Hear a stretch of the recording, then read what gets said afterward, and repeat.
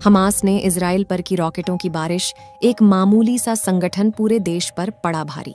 हथियार नहीं मिले तो पाइप से ही बना डाले विनाशकारी रॉकेट। दोस्तों, जैसा कि आप लोग जानते ही होंगे, इजराइल और हमास के बीच पिछले 12 दिनों से जंग चल रही है और इस युद्ध में हमास ने अपनी ताकत का जो नमूना दिखाया है, उससे पूरी दुनिया हैरान है। जिस तरह से हथियार और टेक्नोलॉजी का इस्तेमाल हमास इस लड़ाई में कर रहा है, लोगों की सोच से परे है। ऐसे में सवाल उठना लाजमी है कि हमास इतना ताकतवर कैसे हो गया, कौन सा देश इसे आधुनिक हथियारों की सप्लाई कर रहा है और किस तरह हमास के लड़ाके खुद की रॉकेट बना रहे हैं और साथ ही इनके सर पर किसका हाथ है, ये सब कुछ आज हम आपको इस वीडियो में बताने वाले हैं, इसलिए इसे अंत तक जरूर देखिएगा। जी के दृष्टि के नए एपिसोड में आपका एक बार फिर से स्वागत है। दोस्तों, युद्ध का परिणाम शांति नहीं बल्कि विनाश होता है और यह चीज हम इतिहास में 1-2 बार नहीं बल्कि हजारों बार देख चुके हैं। लेकिन फिर भी इंसान धर्म, सत्ता और ताकत के लालच में युद्ध करने से बाज नहीं आता है। अभी दुनिया रशिया यूक्रेन वॉर से उभरी ही नहीं थी कि इजराइल और हमास के बीच जंग छिड़ गई। हमास, जो इस लड़ाई में फिलिस्तीन का पक्ष रख रहा है, एक छोटा इस्लामिक संगठन है जिसे 35 साल पहले 1987 में बनाया गया था।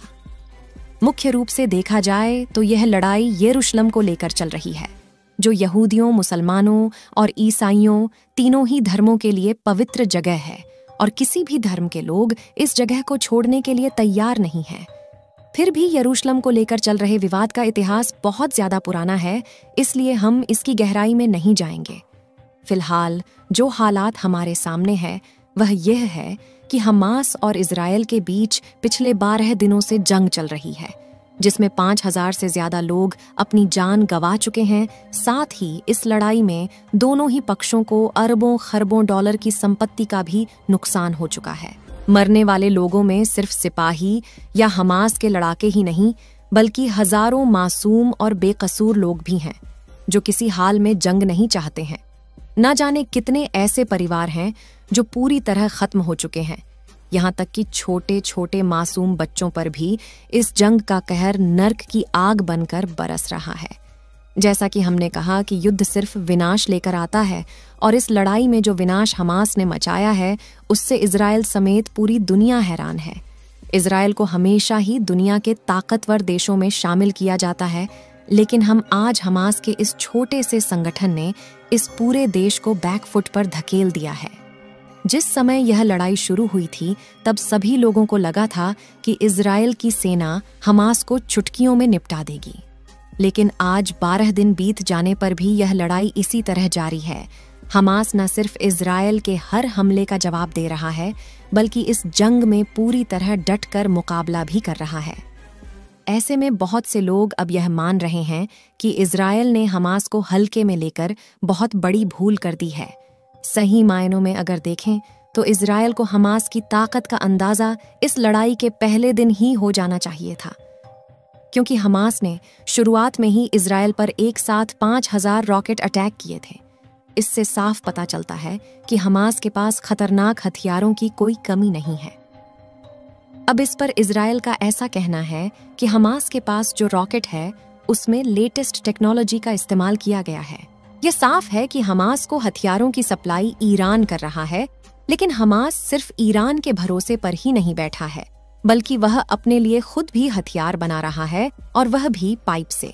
यह बात चौंकाने वाली जरूर है, लेकिन पूरी तरह सच है। दरअसल यूनाइटेड नेशन ने कुछ समय पहले गाजा में पानी सप्लाई करने के लिए वहां एक बड़ी पाइपलाइन बिछाने का काम शुरू किया था। वह पाइपलाइन 48 किलोमीटर लंबी थी, जिसका पूरा काम होने से पहले ही हमास ने इस पर कब्जा कर लिया। हमास के लड़ाके इन पाइपों को उखाड़कर और इससे हजारों रॉकेट बना रहे हैं। इससे यह बात पूरी तरह साफ हो जाती है कि हमास के पास टेक्नोलॉजी की कोई कमी नहीं है, और अगर उसे कहीं से हथियार न भी मिले तो खुद के लिए हथियार बनाने में पूरी तरह से सक्षम है। आप यह जानकर हैरान रह जाएंगे कि हमास के पास 10 किलोमीटर से लेकर 250 किलोमीटर तक की रेंज वाले रॉकेट मौजूद हैं, और ये सारे हथियार उसके लड़ाकों ने अपने आसपास मौजूद सामान को इकट्ठा करके खुद बनाए हैं। इंटरनेट पर वीडियो तो आपने ज़रूर देखी होगी जिसमें हमास के आतंकी पैराशूट के जरिए इजराइल में उतरते और हमला करते हुए नजर आ रहे हैं। आपको बता दें कि ऐसा कर पाना बहुत ज़्यादा मुश्किल और हिम्मत का काम माना जाता है। इससे पता चलता है कि हमास के पास अपने मुजाहिदों को ट्रेनिंग देने की पूरी फैसिलिटी है और यह लड़ाके ट्रेंड फौजी से किसी भी तरह कम नहीं है, बल्कि देखा जाए तो यह उनसे कहीं ज़्यादा खतरनाक है, क्योंकि इन्हें मौत का कोई डर नहीं है और यह इस जंग में मरने के लिए ही शामिल हुए हैं।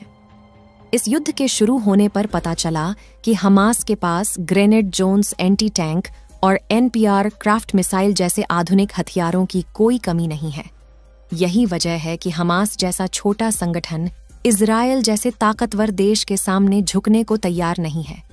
साथ ही 1000 के लोगों को भी भरोसा दिला रहा है कि वह युद्ध के डर से अपनी जगह ना छोड़ें, क्योंकि हमास के अनुसार उस लड़ाई में जीत उन्हीं की होने वाली है।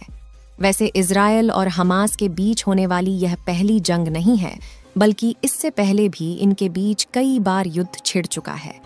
इस बार हमास इतना मजबूत तरीके से इस लड़ाई में उतरा है, उतना पहले कभी नजर नहीं आया। साल 1990 के दौरान जब हमास के पास सिर्फ 10,000 लड़ाके थे और सूत्रों के अनुसार यह संख्या अब 40,000 के ऊपर पहुंच चुकी है। इतना ही नहीं, कुछ रिपोर्ट्स तो यह भी क्लेम करती है कि असल में यह नंबर 40,000 से काफी ज्यादा बड़ा है। हमास के ये आतंकी इतने माहिर और ट्रेंड है कि उन्हें हथियार चलाने से लेकर हथियार बनाने तक की नॉलेज है। साथ ही इस लड़ाई में ये लेटेस्ट टेक्नोलॉजी का भी पूरा इस्तेमाल कर रहे हैं। आपको बता दें कि जिस समय यह लड़ाई शुरू हुई तब इजराइल में घुसपैठ करते समय हमास ने सबसे पहले बॉर्डर पर लगे सेंसर को नष्ट किया था, जिससे कि कम्युनिकेशन बाधित किया जा सके, और उनका ऐसा करना हमास के लिए काफी हद तक फायदेमंद साबित हुआ है। जाहिर होता है कि हमास अब सिर्फ जोश ही नहीं बल्कि होश में रहकर अपने दिमाग का इस्तेमाल करते हुए बहुत ही टेक्निकली इस लड़ाई को लड़ रहा है। लेकिन हमास इतना सब कुछ खुद से कैसे कर सकता है बिना किसी की मदद से? यह सब कर पाना किसी भी हाल में मुमकिन नहीं है। ऐसे में जाहिर सी बात है कि इसके सर पर किसी का हाथ तो जरूर है। इस बात पर इजराइल का आरोप है कि हमास को इतना ताकतवर बनाने में ईरान और लेबनान का बहुत बड़ा हाथ है। सूत्रों की माने तो हमास को हथियार सप्लाई करने, इनके लड़ाकों को ट्रेनिंग देने और हथियार बनाने तक के प्रशिक्षण की जिम्मेदारी इन्हीं दोनों देशों ने उठाई है। अब आपके मन में यह सवाल जरूर उठ रहा होगा कि अगर इजराइल को ये सारी चीजें पहले से मालूम थीं, तो उन्होंने इसको रोका क्यों नहीं? क्यों उन्होंने हमास को इतना ताकतवर होने दिया? असल में दोस्तों, हमास, ईरान और लेबनान के बीच ये सारी चीजें गुप्त तरीके से की जाती थी।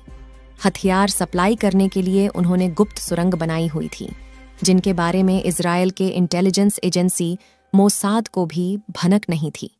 और ये सारी चीजें जंग शुरू होने के बाद है इजराइल को समझ आया।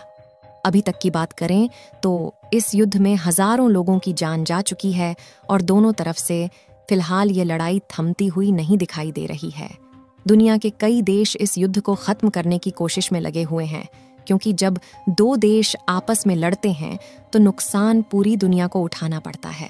तो अब आगे लड़ाई कहाँ जाकर रुकती है, ये देखने वाली बात होगी। वैसे आप लोग इस युद्ध के बारे में क्या सोचते हैं? अपने विचार कमेंट के माध्यम से जरूर शेयर करें और इस वीडियो को एक लाइक करके अपने मित्रों तक शेयर जरूर करें ताकि उन्हें भी जानकारी मिल सके। साथ ही इस चैनल को सब्सक्राइब करके बेल नोटिफिकेशन को ऑल पर जरूर रखें ताकि और भी जानकारी से जुड़ी वीडियो आपको मिल सके।